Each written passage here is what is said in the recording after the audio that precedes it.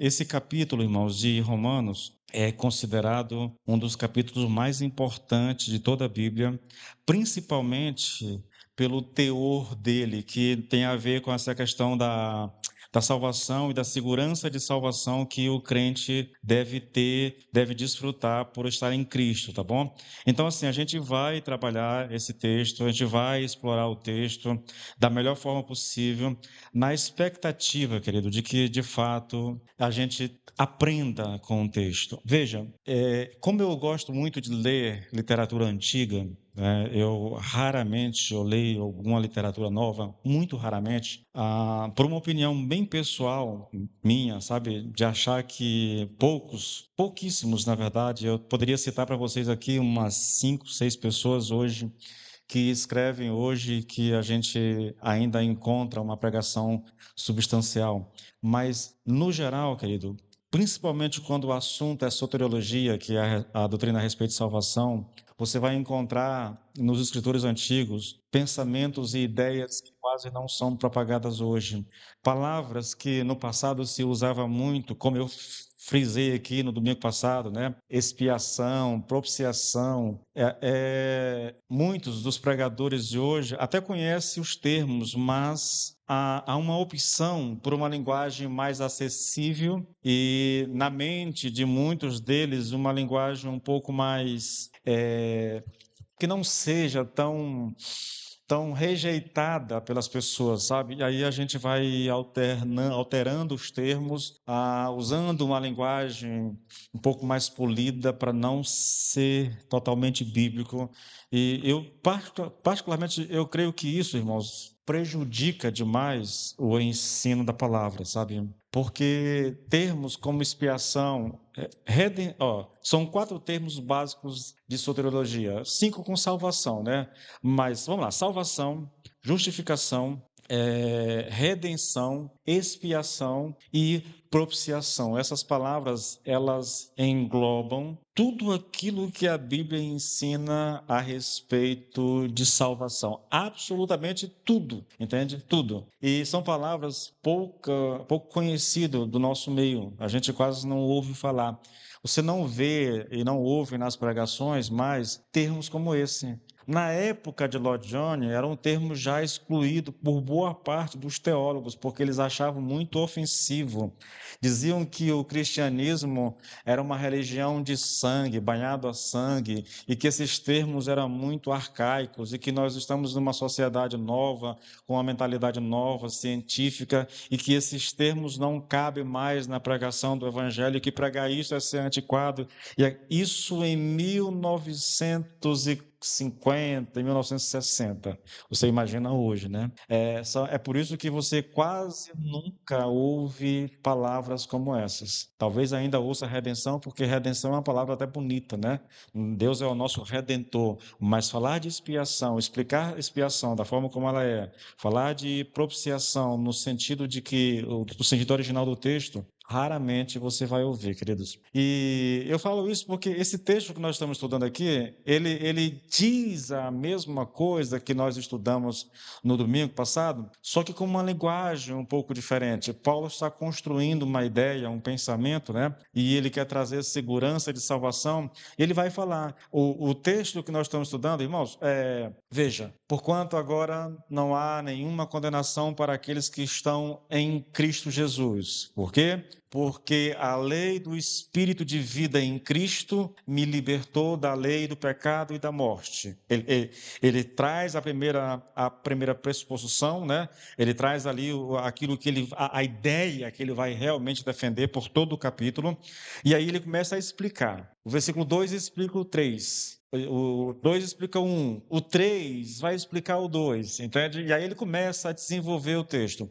Para a gente, é possível recapitular tudo aquilo que eu falei na semana passada, ou na semana atrasada, de maneira muito simples. Veja, o pressuposto de Paulo é: se você está em Cristo, não existe mais condenação para você. Ponto. É isso. É isso que ele vai defender. Do versículo 2 até o último versículo, Paulo vai bater nessa tecla repetidamente, de várias maneiras, mas dizendo a mesma coisa. Se você está em Cristo, não há mais condenação para você. Por quê? Aí ele vai dizer, porque a lei do Espírito de vida em Cristo me libertou da lei do pecado, ou te livrou, na verdade a expressão que ele usa é essa, te livrou da lei do pecado e da morte. A lei do Espírito de vida em Cristo é uma menção ao Evangelho, é uma forma diferente de Paulo falar do Evangelho, mas ele está falando do Evangelho. Os opostos aqui, lei do pecado e da morte, né?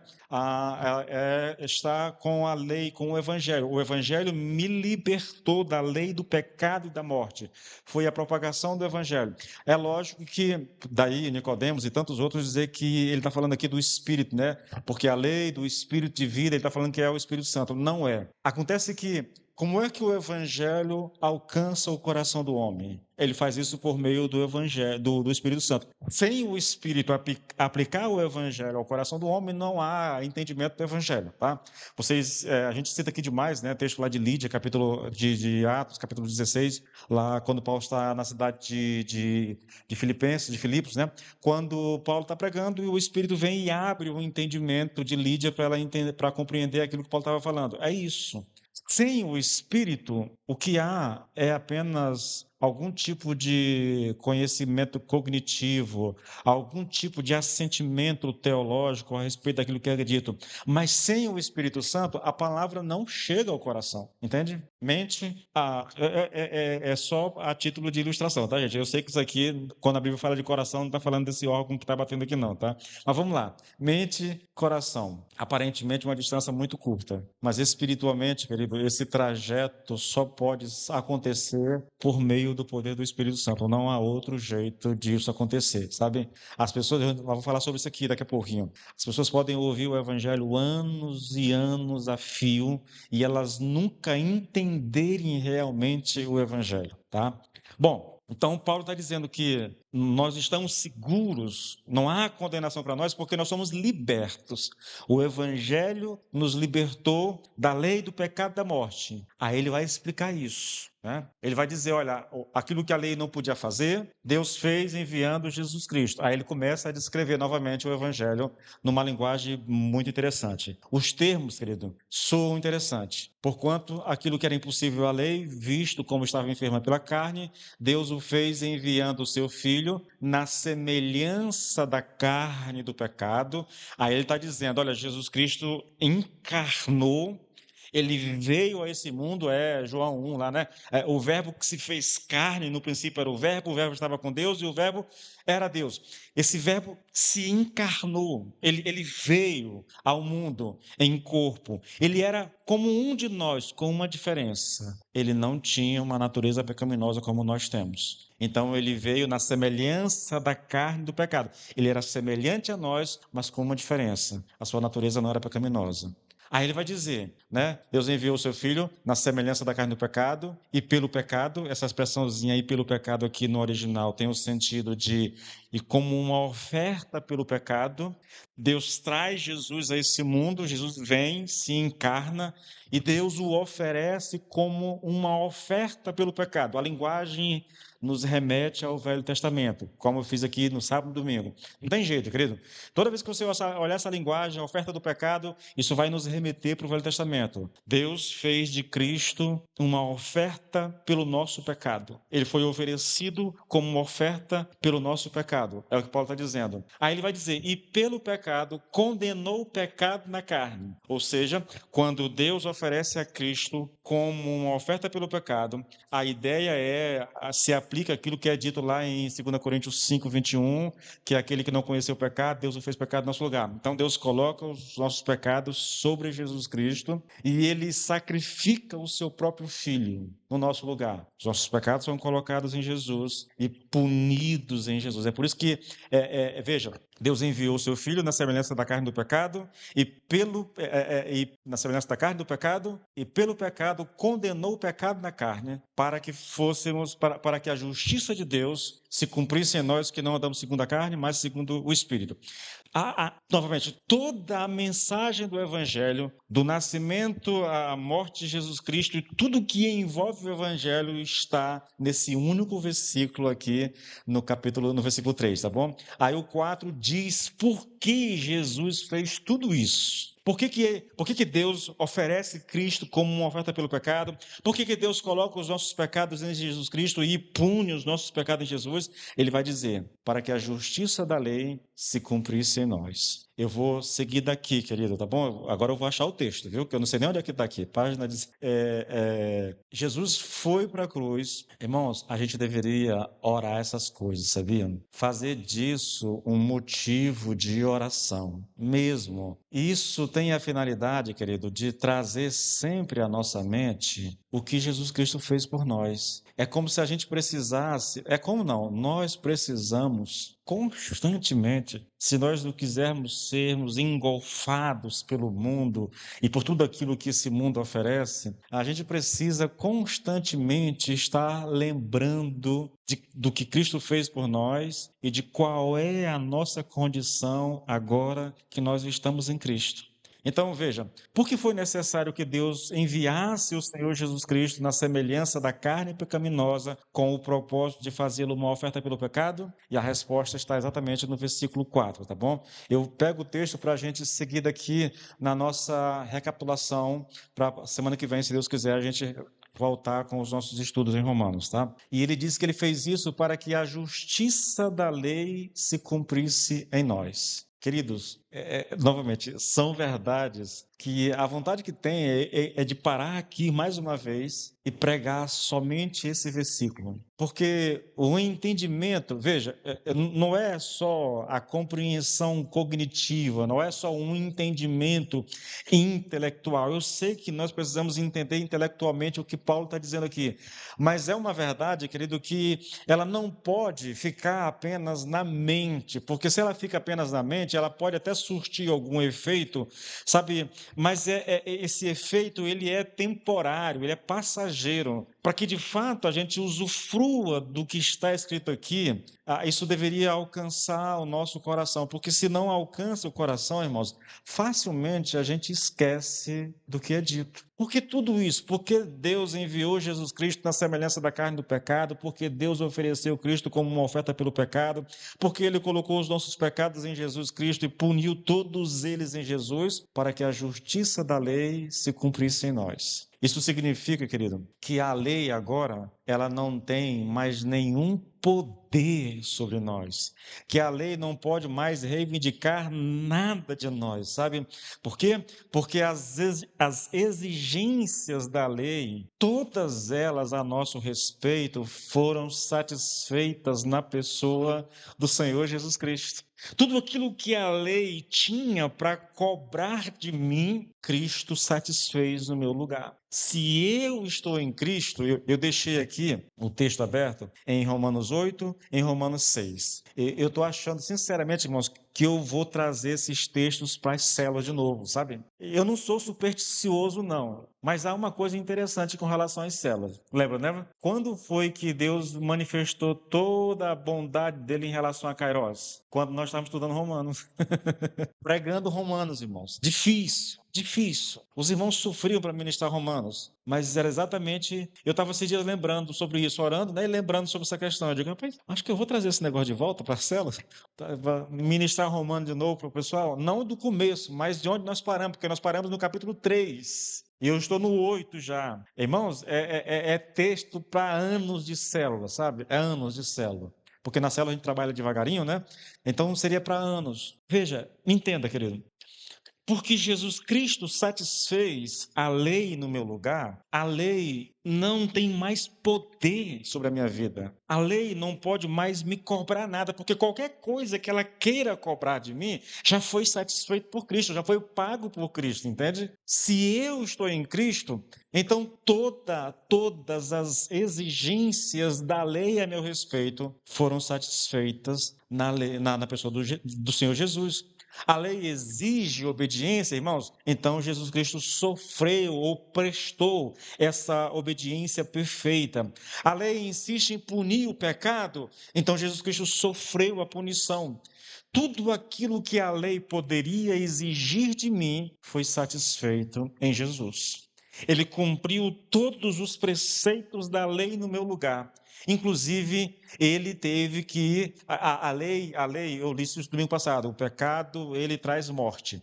A sentença máxima da Bíblia a respeito do pecado é: a alma que pecar, essa morrerá. Como nós somos pecadores, nós merecemos a morte. Entretanto, quem morreu a nossa morte não fomos nós. Foi Cristo que morreu no nosso lugar. É por isso que, se uma pessoa está em Cristo, irmãos, ela não perde mais a salvação. Não perde, tá? Ela pode ter problema na sua caminhada. Eu admito a possibilidade de alguém se afastar e ficar um tempo afastado do Senhor, mas vai ser trazido de volta. Por quê? Porque aquele que está em Cristo, ele não pode mais sofrer a condenação da lei, o inferno não tem mais poder sobre ele, ele não está mais debaixo de nenhum tipo de condenação, porque tudo aquilo que era exigido dele foi satisfeito por Cristo lá na cruz do Calvário. Tudo isso, querido, significa que agora nós fomos revestidos com a justiça de Jesus. Novamente, 2 Coríntios 5:21. Aquele que não conheceu o pecado, Deus o fez pecado no nosso lugar para que nele nós fôssemos feitos justiça de Deus. Ser feito justiça de Deus significa que nós somos revestidos com a justiça de Jesus, tá? Aqui, na mensagem, há uma longa abordagem a respeito de justiça imputada, tá? Que fala da nossa justificação, do perdão dos nossos pecados, e de justiça infundida. São duas coisas que acontecem na nossa salvação. Porque, geralmente, quando as pessoas falam de justificação pela fé, elas têm em mente apenas o que foi feito por nós, o perdão dos nossos pecados, a nossa salvação. Só que na cruz, querido, não é falado apenas do nosso perdão. Novamente, é o texto que nós estamos lendo aqui e lá em 2 Coríntios 5:21. Veja, aquele que não conheceu o pecado, Deus o fez pecado no nosso lugar. Está falando do perdão dos nossos pecados. Cristo morreu e nós somos perdoados. Mas ele não para aí. Nós somos perdoados, mas depois nós somos revestidos com a justiça de Cristo. Isso é chamado teologicamente de justiça infundida, sabe? E isso tem a ver, querido, não só com o perdão, mas tem a ver com o Espírito Santo habitando em nós e nos capacitando para viver de acordo com a vontade de Deus. Nós recebemos o poder que nos capacita a obedecer à lei de Deus, tá? Aos mandamentos de Deus. A questão é como a morte de Jesus Cristo possibilita que a justiça da lei se cumpra em nós. Eu vou gastar um tempinho aqui, depois eu vou andar um pouco mais rápido, tá bom? Mas veja, querido, o Senhor Jesus Cristo, ele satisfaz, ou satisfez, já que já aconteceu, plenamente as exigências da lei, tanto no cumprimento dos seus preceitos, como em sofrer a punição por ela sentenciada, tá? Ele faz as duas coisas, não só cumpre os preceitos, tudo aquilo que a lei exige, como ele também sofre a punição da lei no nosso lugar. E tudo isso, irmãos, veja, tudo isso, querido, acontece em Cristo. E pelo fato de que nós estamos em Cristo, não há mais nada na lei ou nada que a lei possa fazer contra nós. Aqui algumas pessoas entendem, aí eles chegam até aqui, o entendimento é perfeito, mas a partir daqui eles trilham um caminho meu sombrio, sabe? Aí eles dizem assim: nós não precisamos mais de lei, nós não temos que obedecer mais à lei, ninguém perde a salvação se pecar agora, por quê? Porque Cristo já satisfez, o pressuposto é correto, mas a sequência que vem depois é equivocada, sabe? Essas pessoas descambam para aquilo que é chamado de antinomianismo. antinomianismo, né? Que é uma vida sem lei. Não é isso que acontece, querido. Na verdade, a gente vai ver no próprio texto aqui que esse caminho é impossível de ser trilhado por alguém que está em Cristo, sabe? Na verdade, o que acontece conosco é porque nós somos salvos, porque nós somos alcançados, porque nós somos perdoados, porque a justiça do Senhor é infundida em nós, porque o Espírito está em nós. Agora, nós não só temos condições de obedecer, mas eu vou dizer aquilo que Paulo diz, irmãos, mas eu confesso que eu digo isso, eu digo, Senhor, está escrito, eu sei que está escrito, mas eu não consigo ver da mesma forma que Paulo. Paulo não, João, né? João diz que os mandamentos do Senhor são leves, não são pesados. Irmãos, tem mandamentos que para mim não tem nada de leve, sabe? Há mandamentos que são difíceis de serem obedecidos. A gente obedece porque tem o poder para obedecer.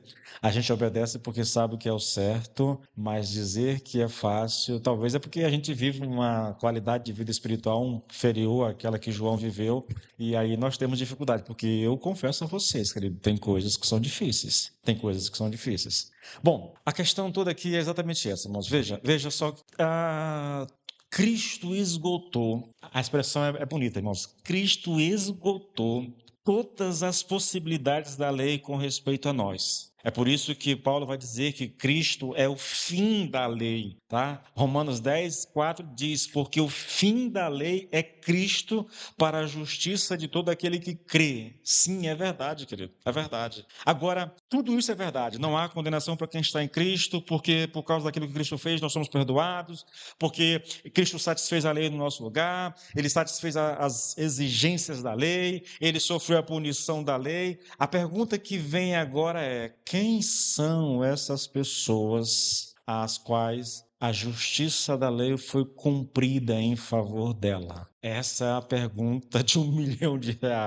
Paulo vai explicar. Ele diz, para que a justiça da lei se cumpra em nós, que não andamos segundo a carne, mas segundo o Espírito. Ele vai dizer, a justiça da lei só foi satisfeita por aqueles que andam segundo o Espírito. Então, como é que eu sei, querido, que não há condenação para a minha vida? É se eu estou andando segundo o Espírito. Eu vou tentar lidar com esse texto, querido, da melhor forma possível, por mais que seja um resumo, porque eu gostaria que isso ficasse claro para nós, tá bom? Vamos pegar primeiro a palavrinha andamos aqui. Andamos. Nós que não andamos segundo a carne, mas segundo o Espírito.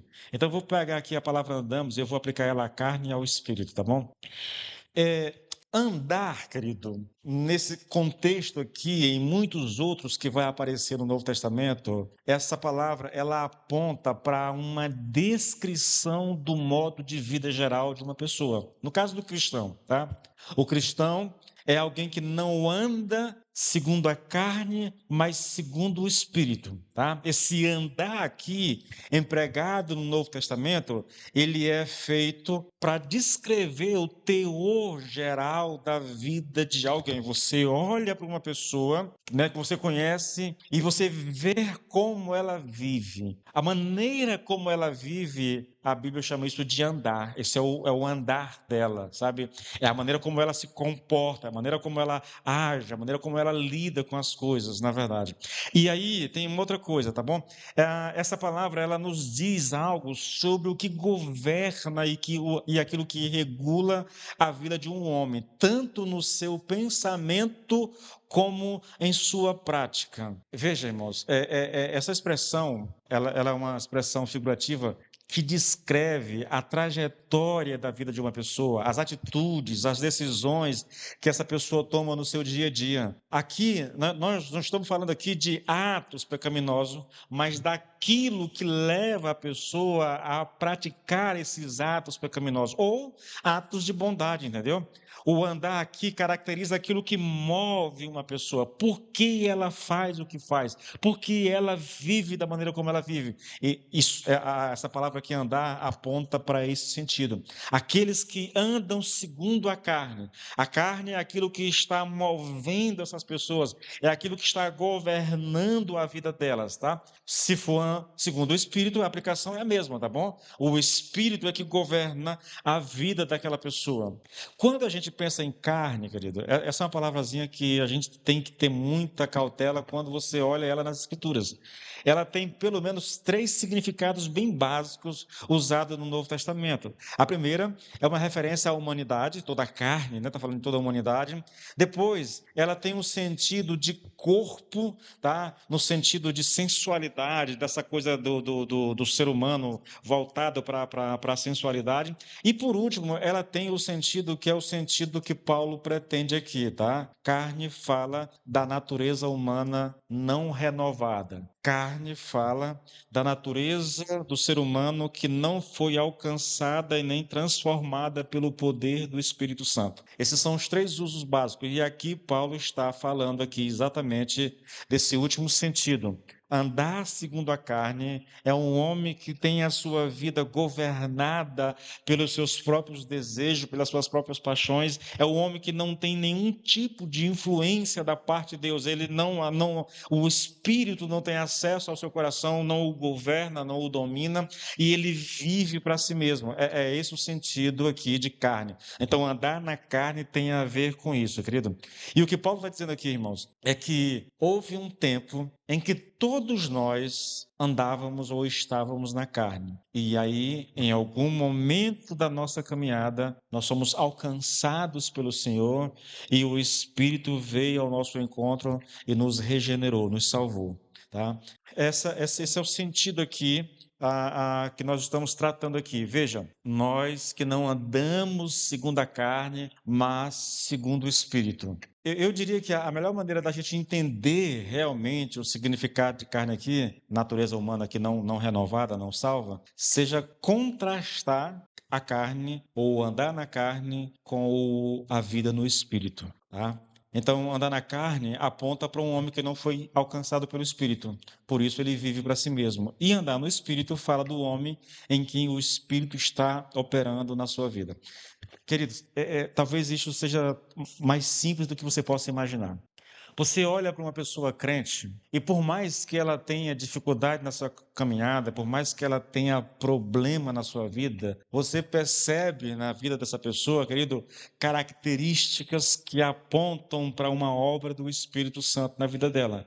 Você olha para uma pessoa que não tem Cristo e por mais que ela seja uma pessoa de moralidade elevada, essa coisa toda, você vai perceber que a vida dela não há nenhum tipo de influência da parte do Espírito Santo. Homens morais, mas longe do Senhor. O que governa a sua vida é apenas os seus próprios interesses, os seus próprios desejos. E aí você encontra, às vezes, o crente, porque olhar para um crente cheio do Espírito Santo é muito fácil você olhar e reconhecer e saber, é um homem de Deus. Às vezes, olhar para um crente que está vivendo uma vida ali meio capenga é mais complicado, porque ela peca e aí se suja, e daqui a pouco ela está arrependida, está pedindo perdão, e aí depois ela cai de novo, né? Aí você olha e fica na dúvida, mas será que é crente realmente? Mas se não fosse, não haveria arrependimento. Se não fosse, não haveriam, irmãos, o que caracteriza, de maneira muito simples,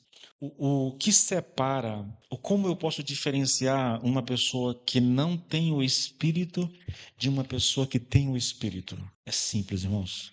Uma palavrinha só é suficiente. Temor, temor. O crente, por mais torto que ele esteja andando, ele tem temor de Deus no coração. Esse aqui, por mais moral elevada que ele tenha, ele não tem temor. A sua moralidade não é fruto de temor a Deus, sabe? São outras motivações que estão impulsionando o coração dele. Não é o temor de Deus. E o crente, por mais que às vezes que se lambuze todo no pecado, você vai encontrar resquícios de temor no coração. Eu tenho dito isso, já ensinei isso aqui várias vezes. Você encontra pessoas que passaram um tempão, uma vida na igreja, aí saíram, se desviaram. Como é que eu sei se essa pessoa que viveu todo esse tempo na igreja, ela é salva realmente e só está afastada por alguma situação? Ou se ela teve todo esse tempo aqui e nunca foi salva? É simples, querido. É só você observar o temor.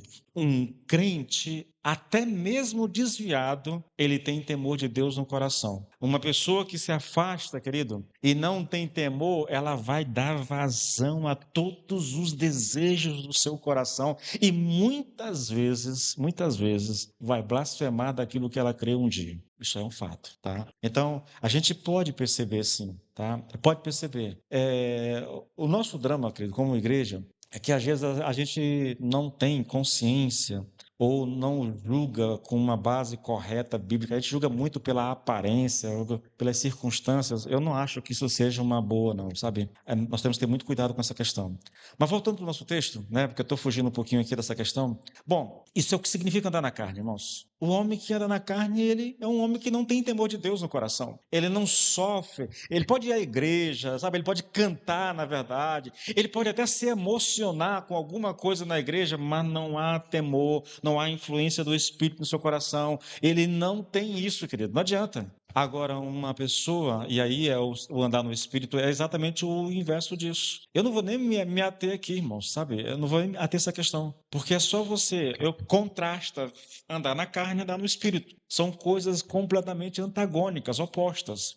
Bom, uma vez que nós entendemos aqui o que significa andar na carne, querido, e andar segundo o Espírito, a gente precisa olhar mais de perto a identidade dessas pessoas. Porque Paulo diz que Cristo fez tudo isso para que a justiça da lei se cumprisse em nós, que não andamos segundo a carne, mas segundo o Espírito. Agora, ele vai descrever para nós como é que alguém anda na carne, como é que alguém anda no Espírito. Olha os versículos 5 até o 8, irmãos. Porque os que são segundo a carne inclinam-se para as coisas da carne, mas os que são segundo o Espírito, para as coisas do Espírito. Porque a inclinação da carne é morte, mas a inclinação do Espírito é vida e paz. Porquanto a inclinação da carne é inimizade contra Deus, pois não é sujeita à lei de Deus, nem em verdade pode ser. Portanto, os que estão na carne não podem agradar a Deus. Bom, eu vou tentar, querido, tratar isso aqui contigo, tá? E eu vou colocar aqui é um mini perfil. Irmãos, eu preguei sobre isso exaustivamente, tá? Exaustivamente. Então, aqui é só um pequeno resumo daquilo que eu já ministrei, na verdade. A gente vai olhar aqui, querido, primeiro, a vida daquela pessoa que não é cristão, tá bom? O que caracteriza a vida de uma pessoa que anda segundo a carne? Vamos colocar dessa forma, né? O que caracteriza a vida de uma pessoa que anda segundo a carne? Qual é a descrição que Paulo faz dela? A primeira coisa que Paulo diz aqui, querido, é que essa pessoa, ela é segundo a carne. Eu estou me repetindo porque, de fato, a ideia é essa, tá bom? Nós já vimos isso, na verdade. Carne significa a natureza humana decaída, tá? A natureza humana como ela é antes do Espírito começar a obra na vida dessa pessoa. É o homem entregue a si mesmo, nascido, o homem que se desenvolve, cresce nesse mundo, mas sem a atividade de Deus no coração dele. Isso é andar segundo a carne. De uma forma geral, querido, eu posso dizer que todos os seres humanos nascidos desde Adão, eles nasceram segundo a carne, tá? Andar segundo a carne é a mesma coisa que Paulo usou já em capítulos anteriores para dizer, no capítulo 5, de maneira bem específica, né? Onde ele fala daqueles que estão em Adão. Paulo ele tem uma maneira bem interessante, sucinta de descrever a humanidade, né?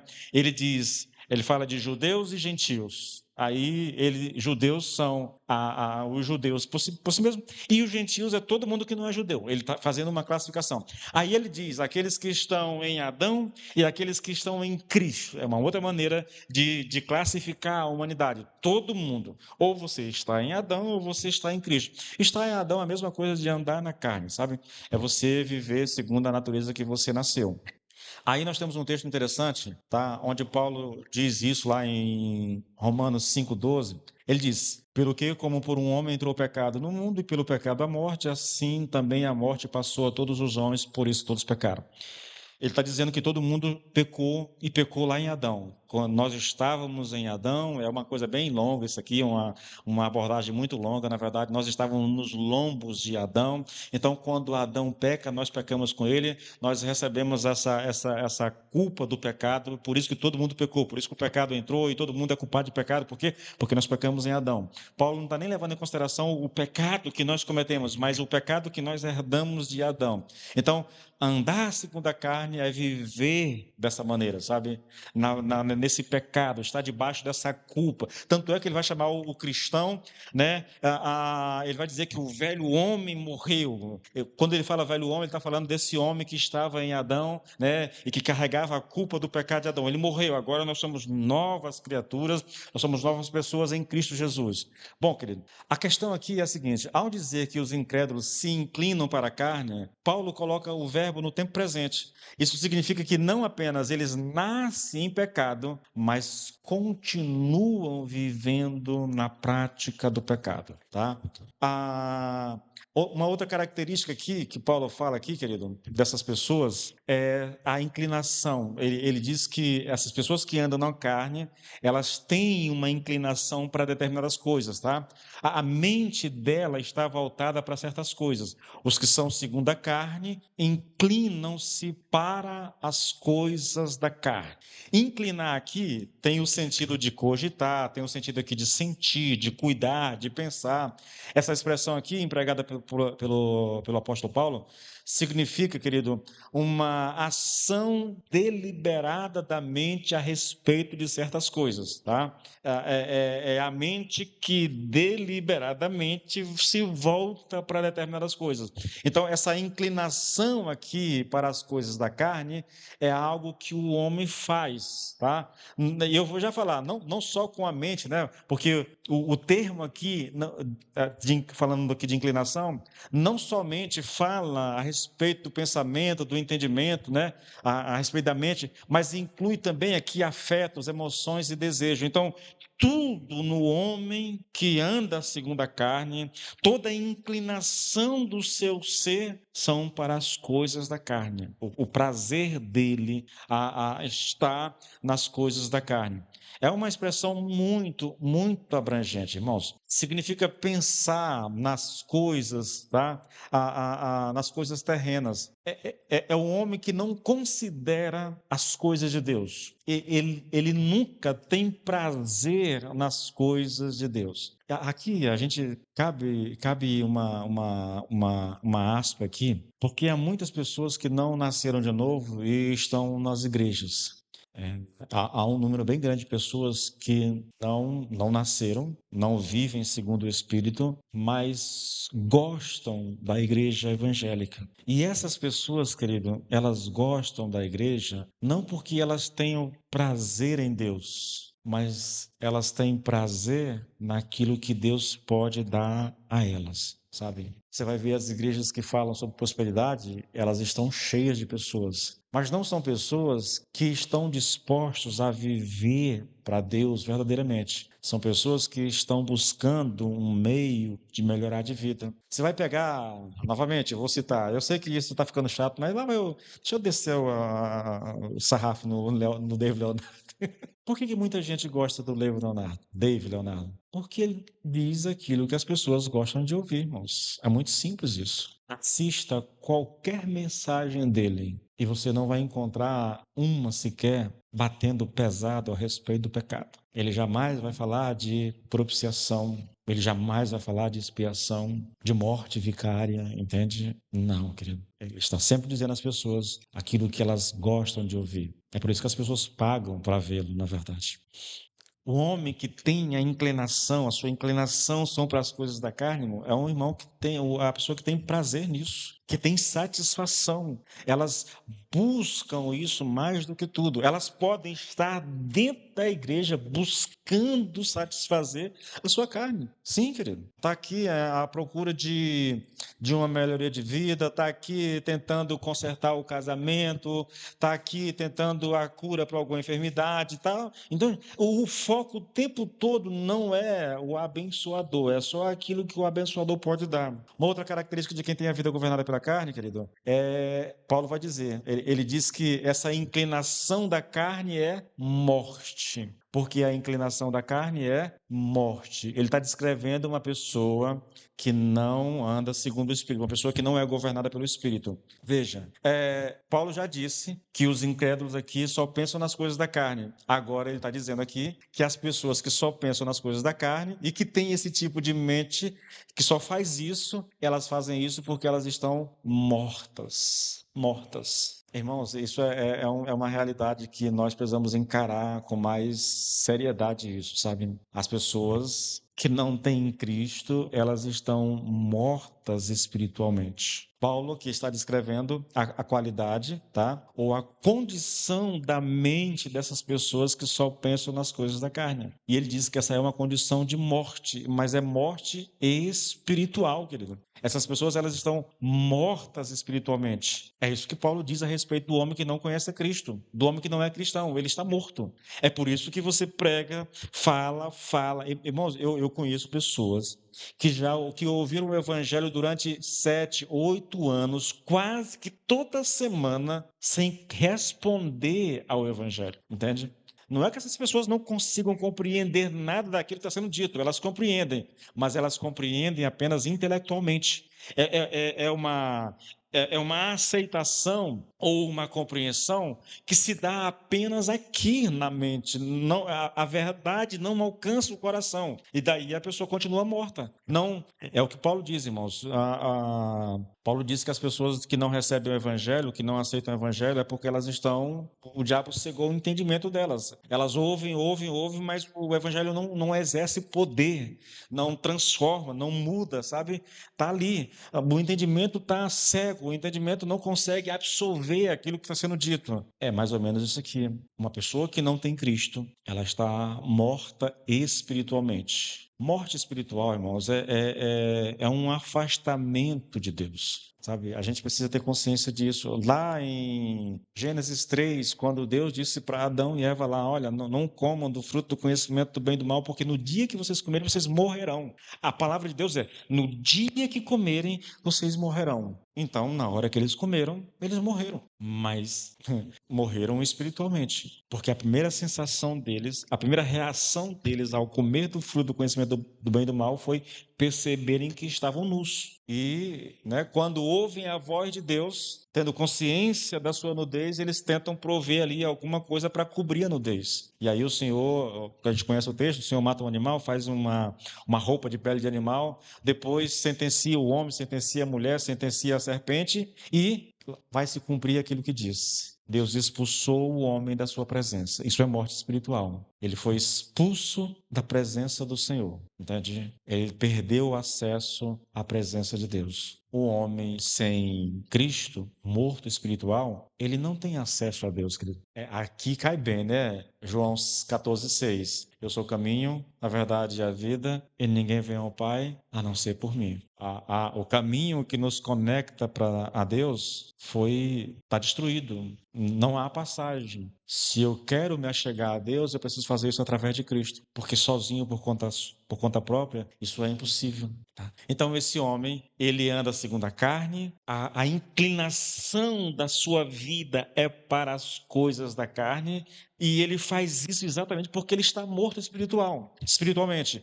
Aí, uma outra característica, querido, é que essa pessoa é uma pessoa que ela vive em inimizade contra Deus, irmãos. Agora nós estamos no versículo 7, porque a inclinação da carne, essa coisa que governa a nossa vida e que nos leva para as coisas da carne, para os prazeres da carne, ela é inimizade contra Deus. No original é assim, porque a mente da carne é inimizade contra Deus. E isso explica porque a mente da carne é morte, tá? Se um homem está em inimizade contra Deus, evidentemente ele está fora da vida de Deus. Isso significa que ele está morto espiritualmente. O ponto aqui, querido, é que o homem que não tem a vida governada, ou o homem que tem a vida governada pela carne, ele vive em inimizade contra Deus. E não importa, querido, aqui a moralidade, não importa aqui a religiosidade, se não tem a vida governada pelo Espírito Santo, então ele vive em inimizade com Deus. Novamente, eu estou. Isso aqui não é nem um resumo, irmãos. Se tem alguma coisa. Você consegue imaginar pegar 38 mensagens e transformar em duas? É o que eu estou tentando fazer, entendeu? Então, não posso nem chamar de resumo isso aqui, tá? Se você tiver curiosidade sobre isso, eu tenho as pregações lá, onde eu abordo isso aqui exaustivamente. E existe mais uma característica, querido, aqui, de uma pessoa que anda segundo a carne. Essa pessoa, ela não se sujeita à lei de Deus. Porquanto a inclinação da carne é inimizade contra Deus, pois não está sujeita, nem em verdade o pode, não está sujeita à lei de Deus, nem em verdade o pode ser. Mal o que fazer, querido. Não consegue. Essa pessoa, ela está em inimizade, ela é inimiga de Deus. Ela não consegue obedecer e ela não quer obedecer. É isso que Paulo está dizendo. Não é só que ela não consegue, ela não quer obedecer à lei de Deus de forma alguma. Na verdade, querido, o que Paulo chega a dizer aqui é que uma pessoa que não é governada pelo Espírito, ela odeia Deus. Eu sei que isso é forte de falar isso, que alguém odeia a Deus, mas é verdade, irmãos. Eu digo a vocês, querido, eu digo a vocês, Deus, para muitas pessoas, às vezes até para crentes, Deus é um estraga-prazeres. Porque aquilo que Ele exige de nós, né, vida de santidade, de obediência e tudo mais, renúncia e tudo mais, para muitas pessoas é algo impensável, sabe? Impensável.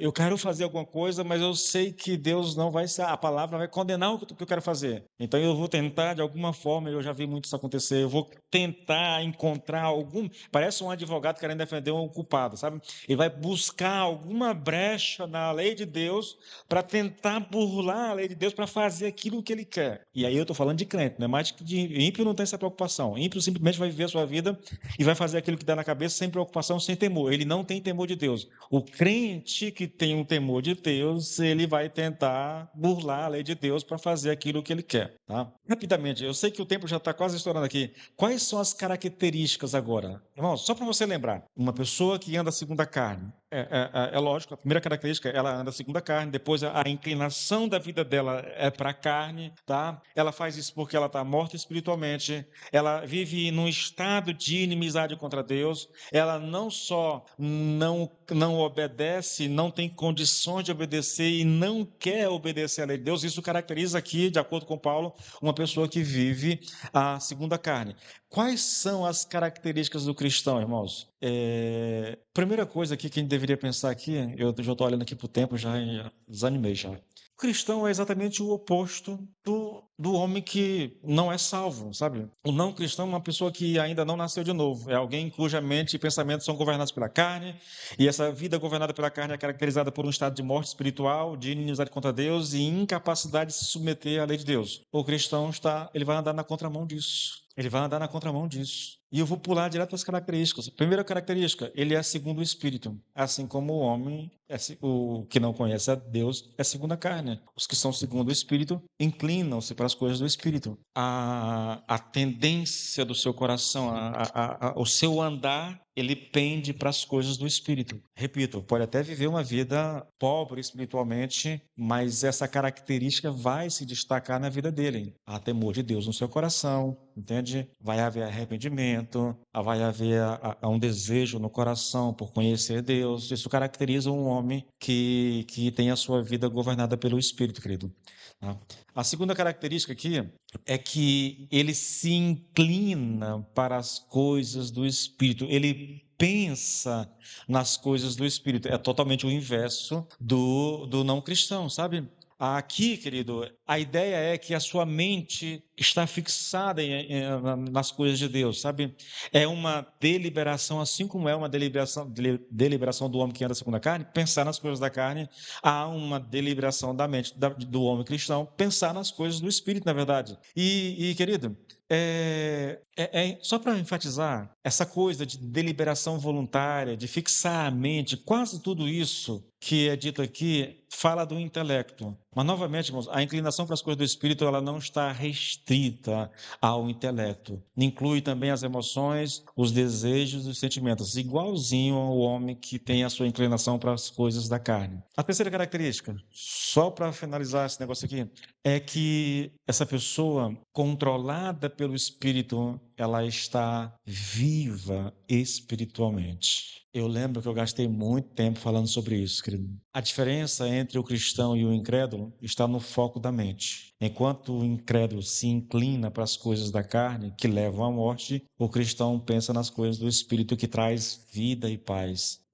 Querido, essa coisa do cristão se interessar por coisas espirituais, ele faz isso exatamente porque ele tem vida espiritual. E quanto mais ele busca essas coisas, mais ele se aprofunda nisso. O incrédulo, ele não reage. Eu lembro, o Lloyd Jones conta isso em vários livros que eu já li dele. Ele conta a história de um pregador famoso, isso lá na Inglaterra, um pregador famoso que tinha um amigo muito importante. O cara era, tipo assim, um ministro das relações internacionais da Inglaterra, né? Amigo dele, crente, só que um crente nominal. O outro é crente de verdade e o amigo é crente nominal. Aí estava acontecendo na Inglaterra uma campanha com um avivalista, que esse eu estou tentando lembrar o nome. Se eu lembrar, até eu terminar a história, eu falo, mas por enquanto eu não lembro aqui. Esse amigo, quando soube, né, e foi assistir às conferências lá, aí ele convidou o cara lá que era crente nominal, né, e para ir essa mesma a campanha evangelística com ele, avivalista, na verdade. Até que ele conseguiu levar o amigo. Aí foram, e aí o Lloyd Jones descrevendo o evento, né, como é que foi, na verdade, aquela coisa espiritual, o agir de Deus tremendo. Terminou o culto, os dois se encontram na saída, e aí o amigo que era crente nominal chegou para esse outro que era espiritual e disse: Rapaz, eu não entendi nada do que aconteceu ali. O cara saiu de lá, o amigo que convidou saiu de lá nas nuvens com aquilo que ouviu, e o outro saiu de lá mais perdido do que cego em tiroteiro, porque não entendeu nada. Isso caracteriza, querido, a diferença entre uma mente espiritual e uma mente carnal, uma mente voltada para a carne. O homem sem Deus, ele não tem prazer nas coisas de Deus. Ele não tem prazer, cara. Você pode perguntar novamente, pastor, mas por que tem tanta gente nas igrejas? Irmãos, eu venho defendendo isso há tanto tempo. Eu não tenho como provar essas coisas, mas eu acredito que muitas das pessoas que estão dentro de uma igreja evangélica hoje, muitas delas não são cristãs, não nasceram de novo. Eu lembro de, ainda ali na igrejinha, encontrar com alguém de uma igreja aqui na cidade, né? E aí ela veio conversar comigo, eu comecei a perguntar a respeito da vida cristã e tudo, e ela não sabia de nada, né? Não sabia de nada. Aí eu estava fazendo alguma coisa na igreja, acho que era treinando o pessoal para o batismo, na verdade, fazendo discipulado com o pessoal. Aí ela disse: Não, pastor, eu sou batizado nas águas. Eu digo: minha irmã, que bom, na verdade. E quem foi que fez teu discipulado? Ela disse assim: O quê? Ela não sabia o que era discipulado. Você não fez assim nenhum estudo bíblico para poder batizar? Então, lá na igreja não tem isso não. Aí eu fui ouvir a história. Irmãos, não sabem absolutamente nada de Bíblia. Muitas das pessoas que estão nas igrejas hoje só sabem aquilo que o pastor diz. E mal, porque não conseguem entender. Não há conhecimento das Escrituras. Não há interesse. Até tem Bíblia, sabe? Todo mundo anda com a Bíblia, mas não lê, na verdade. O que Paulo coloca diante de nós, querido, é uma das realidades mais tremendas que você possa imaginar, irmãos. Ele está dizendo: olha, não há condenação para quem está em Cristo. Quem é que está em Cristo? São aqueles que andam segundo o Espírito. São essas pessoas que andam segundo o Espírito, né? E elas andam segundo o Espírito exatamente porque elas foram salvas, na verdade, porque a justiça da lei se cumpriu nela. Mas é possível que você tenha algum conhecimento dessas pessoas. Porque não adianta eu dizer eu sou salvo. Eu tenho um amigo, a Bianca conhece, a Ariana conhece, a Alex conhece aqui, algumas pessoas conhecem. Eu tenho um amigo que diz que é crente, mas que não congrega de forma alguma. E uma vez eu estava com ele no carro e falando, né? Cara, como é que tu tem certeza que é salvo? Ah, pastor, porque a Bíblia diz. Aí ele fez uma citação equivocada. Pode cortar, tá bom? Aí ele, porque eu tô bem na frente da câmera aqui, corta esse negócio aqui. Sai daqui. Ele fez uma citação. Porque eu, uma vez salvo, sempre salvo. Eu disse, cara, tu me desculpa, mas isso não está na Bíblia, não. Não há um texto que diga isso. É claro que há muitas passagens que no